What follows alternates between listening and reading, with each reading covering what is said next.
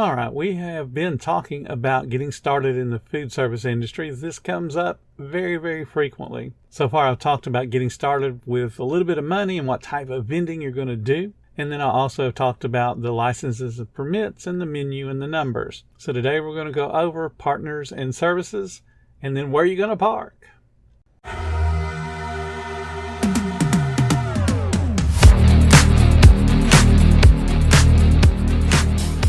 Welcome to the 10-Minute Food Truck Training Podcast. My name is Bill Moore. I am a food truck business coach, author of 5 food truck vending books, including Food Truck 101 and Food Truck 201.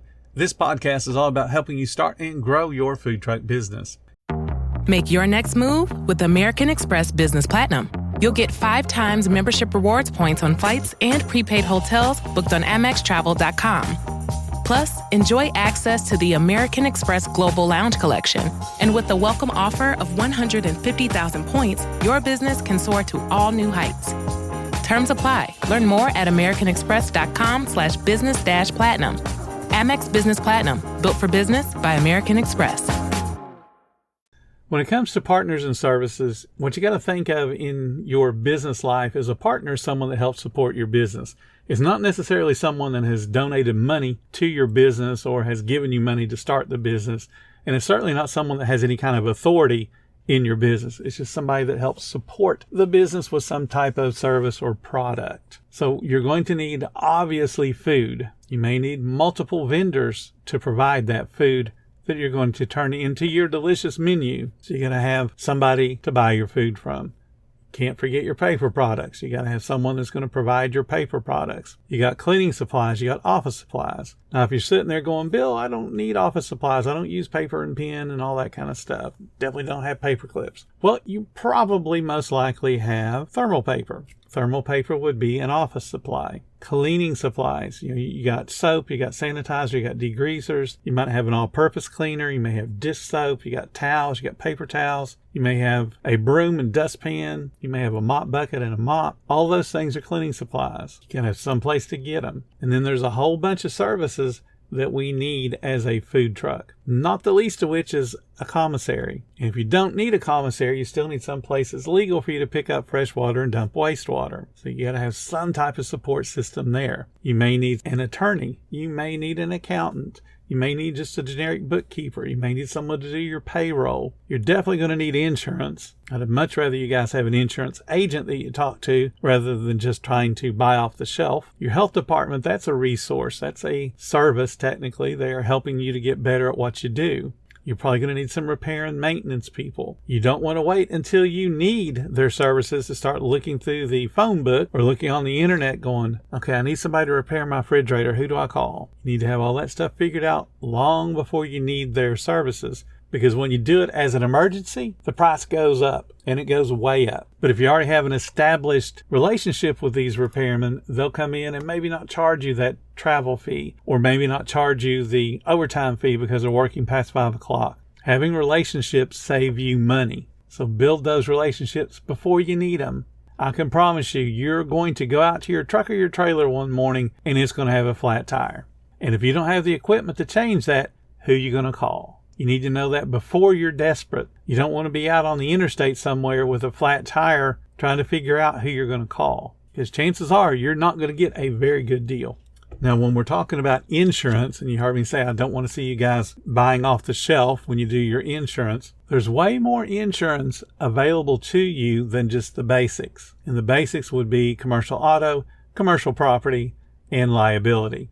Those are the 3 minimum insurance requirements you need to meet, but there's others that will help you with your business. And the best way to find out about those is to talk to an agent. Talk to an agent about insurance that covers when your cooler goes down and now you have to throw away all that food. But it's not just covering that loss of food, it's also covering the loss of business. So the commercial property might cover the loss of the food, but it won't cover the loss of the business. You need a different kind of insurance for that. There's also an insurance that would cover you if you were to go spend a big bunch of money to go to an outdoor event and then the weather effectively closes that outdoor event. So you want to know what those insurances are. Got to talk to an agent. And of course, you're going to need a staff at some point. most likely not going to be somebody that you're related to. So you want to have a networking ability already set up so you can find those good employees. You want to talk to hospitality programs, high school work programs. Homeschool is a great source to get really good employees, because most parents that are willing to homeschool, they're teaching their kids right. Their kids most likely are not going to be the average kid who has their nose stuck in a cell phone. Homeschool kids probably already have built-in manners, probably already have a work ethic, and that puts them miles ahead of anybody else in the same age. So don't be afraid to hire teenagers. Now, the next big question, and this is one that I hear all the time, even not from beginners, is where do I park? How do I find a good location? Well, there's several different ways that you can set up and make money. So let's talk about them. You can set up daily, and you're going to go to high traffic areas. So in front of a hardware store, or in a shopping center that's really busy, in front of a grocery store, someplace that already is attracting people to it. But you got to remember, you're responsible for bringing in your own clientele no matter where you go. If you are a leech and expect the other business to support you, you're going to be very disappointed. Marketing is what brings people to you no matter where you park. And we'll talk about that in another episode, but you got to understand, if you're going to set up daily, it's got to be a high traffic area, but you're responsible to get people to come to you no matter where you're at. You could opt to do only big events. And a big event, or an event in general, is something that is attendable by the public, and the public is going there to do something that's not dealing with a food truck. Food truck is there to provide food for people so they don't have to leave the event. So it could be a concert, it could be a fair where there's carnival rides and pets to pet and games to play and all those kind of things. But that's what an event is, a publicly attended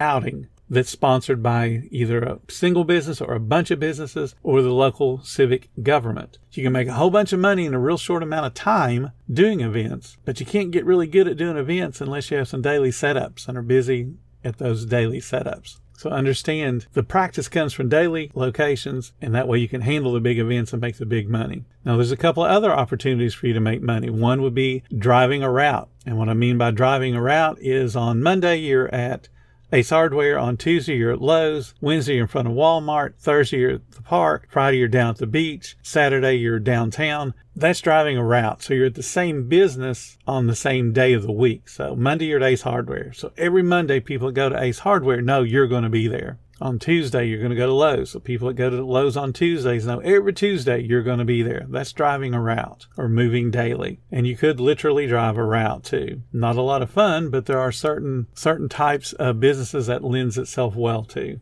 Certainly a prepackaged ice cream truck is going to make more money if they drive around. You can also do catering and private gigs. A private gig is similar to an event, but it's private. So it could be a friends and family event. It could be a customer appreciation. It could be an employee appreciation, where there could be several hundred people there to do things, but they are private. There's not the random public people attending as well. Typically, those have a single payer. The business will tell you, okay, we're going to pay you $3,000 for you to serve, 100 people.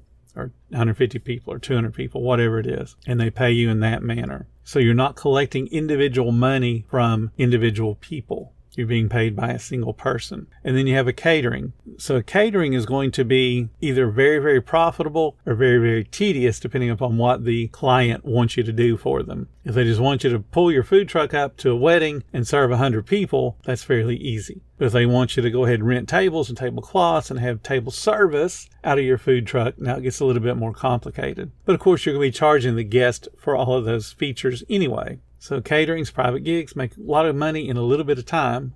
And a lot of people just concentrate on those. I know some food truck owners, that's all they do is caterings. They don't go out daily. They don't do big events, but they'll have multiple caterings in the same day. They may have 4 or 5. One individual had 9 over a weekend, Friday, Saturday, and Sunday. So he had 3 a day. They were all pretty sizable. And once he got them done, he was done for the day. Because basically it was him taking his food where it needed to go, setting it up, and saying, here you go, have a nice day. He made several $1,000s that weekend. And of course, you can do a combination of some or all of those different ways to make money. But the most important one is that you figure out what's going to work best for your city and then work it and work it hard. Thank you so much for listening to the 10-Minute Food Truck Training Podcast. If you're finding all the information helpful to your food truck business, please become a monthly supporter of the podcast. Just hit the support button or follow the link in the description. Every little bit does help keep us going. Join our Facebook group. It's called Food Truck Training. We have a whole bunch of awesome members at all different levels, from brand new beginners to decades-old veterans. They've all got your back when it comes to helping you with your food truck. And again, thank you for listening. Come back tomorrow, because I got plenty more to say when it comes to helping you and your food truck business grow.